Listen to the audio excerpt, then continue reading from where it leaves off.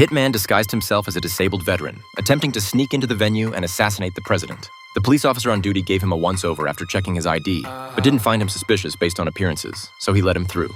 Once inside, the assassin went straight to the pre-booked room, quickly removed the prosthetic leg strapped to his thigh, rubbed his numb leg, and then walked to the window to scope out the situation. By this point, the venue was heavily guarded to ensure the president's safety. Mounted police had blocked off the entrances, snipers were positioned on the rooftops, and even tanks and armored vehicles were deployed. The level of protection was extremely high, but the president hadn't arrived yet. The hitman took out gun parts hidden in his crutch and skillfully assembled a crude sniper rifle. He then moved a chair onto the table, set up his weapon, and waited for his target to appear. The assassin's name was Mike.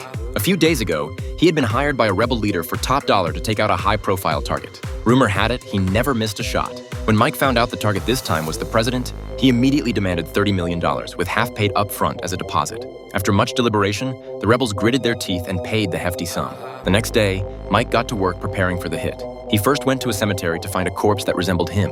Posing as the deceased's relative, he accessed their files and used that info to forge IDs, passports, and other necessary documents. Then he contacted a friend, explaining that he needed a sniper rifle with a silencer, 5,000-meter range, and easy to carry. His friend quickly made the weapon to specification. The gun was lightweight, easy to disassemble, and packed a punch. Mike was very pleased and couldn't wait to test it out. He drove to a remote area in the suburbs, marked a pineapple, and hung it from a large tree about 5,000 meters away as a practice target. Mike aimed at the pineapple and pulled the trigger without hesitation. The bullet hit the target but veered slightly to the left. He immediately made fine adjustments to the scope and fired again. This time, it hit dead center. Certain it was zeroed in, Mike loaded live rounds and blasted the pineapple to smithereens. Next, he planned to assassinate the president at the military parade in 3 days. But France had a top-notch intelligence apparatus and tight on-site security. To get the weapon inside, Mike drove his BMW to a repair shop, used a saw to cut off a section of spare exhaust pipe, wrapped the disassembled rifle in plastic wrap, hid it inside the pipe, and seamlessly restored the exhaust. The next day, he arrived in France, but his movements were detected as soon as he entered the country.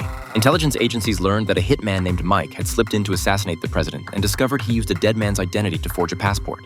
At the same time, the rebel leader immediately contacted Mike, informing him that his cover was blown and to call off the operation. But as a top assassin, Mike didn't give up so easily. He went to the parade square to carefully scout out the venue, looking for the ideal spot to take the shot.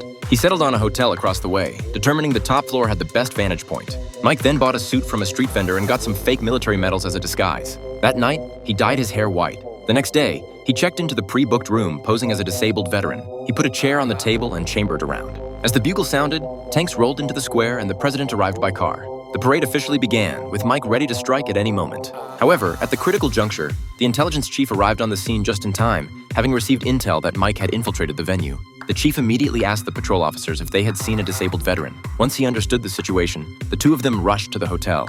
Meanwhile, the president had entered the 8x-scope's field of view. Mike quickly pulled the trigger, but the president happened to lower his head, dodging the fatal shot. As Mike prepared to fire again, the intelligence chief and officer burst into the room. Mike rapidly turned and shot the officer. Just as he was reloading to shoot again, the chief picked up the fallen gun and took Mike out first. In the end, the mission ended in failure.